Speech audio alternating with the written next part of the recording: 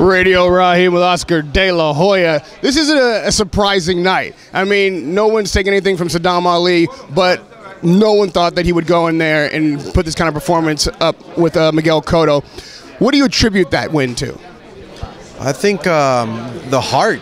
Saddam Ali is just he's a fighter who has a lot of heart, who loves to prove everyone wrong. I mean, he's a guy that people don't talk about Saddam Ali and power in the same conversation. He's a guy who a lot of times don't give him a shot, you know, and he proved everyone wrong. I mean, over and over, he keeps proving everyone wrong. When he fought Abregu, I mean, who thought that he would have knocked out Abregu? I mean, not in a million years. So, I mean, Saddam is a guy who is just he keeps getting better, and then we haven't seen the best of him. Miguel Cotto ends his career with Golden Boy. He's the kind of fighter that people will remember and they wanted to go out as a win. Did you have an opportunity to talk to him personally after the fight? And what was his spirits like? Where do you think Miguel's head is right now? Well, I mean, we did talk about. I mean, he does have a torn bicep, which is really bad. So to me, it's kind of like on the fence. Like, well, I have an excuse to come back because I wasn't really 100%. And then you look at him, you talk to him, and he sincerely tells you in your eyes, like, that's it for me. But I don't know. I mean, once a fighter, always a fighter, you know? And somebody like Miguel Cotto, you never know if he's going to come back or not. So it's his decision. I don't know what he's going to, decide. So we'll see. But look, he's had a great career. I mean, he fought everybody in their prime. He fought the very best. Went up against Floyd and Pacquiao, and I mean, just everybody. I mean, I'm actually, look, the only regret I have in my career is not having the honor of fighting him inside the same ring. So. Well, we know Golden Boy is coming back this year. You got another big fight. HBO's coming up in a couple weeks. We got Lemieux and we got Saunders out there in Quebec. That fight not only is a championship fight, but has big implications.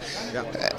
If Lemieux is able to get the win against Saunders, is there a chance that he gets Canelo so that becomes a unification bout with Triple G? Like, is that at all in your mind? Well, my priority is to make the rematch.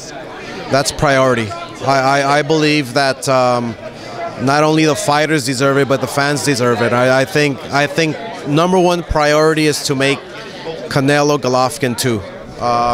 It was such a close fight. It could have gone either way. I think the fight just created fireworks that we haven't seen in a long time. So my priority is to make that fight happen. Well, you say your priority. Are there hurdles to that fight? I imagine Triple G wants it. They're contracted to do it, right? What would be the holdup? Well, there's obviously negotiations, but like I said before, look, I'm going to do everything I can in my part to make that fight happen, and I'm sure that their side will do the same. So I hopefully can see that fight happening in Cinco de Mayo next year. So if Lemieux does get that belt, then what fight would be out there for him as a middleweight champion with the outstanding middleweight title? What would you see for him? Yeah, well, we'll have to wait and see. I mean, it's a great opportunity for the middleweight division. Look, I mean, with Lemieux and Saunders, I mean, you never know. I mean, Saunders is a guy who can pull some of those tricks, from his sleeves, under his sleeves. He's a tricky fighter. But Lemieux, look, he's strong. He's a power puncher. It's going to be a great fight. Look, you have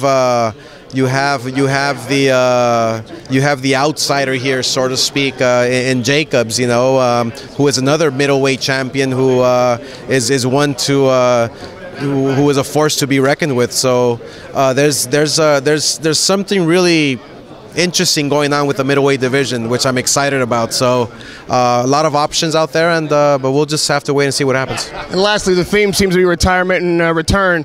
You made a lot of noise with those gym videos and calling out McGregor. What made you do that, and is there any chance you follow through with that? Oh, wait till I send out my workout videos. Saddam's. Radio Raheem with Oscar De La Hoya.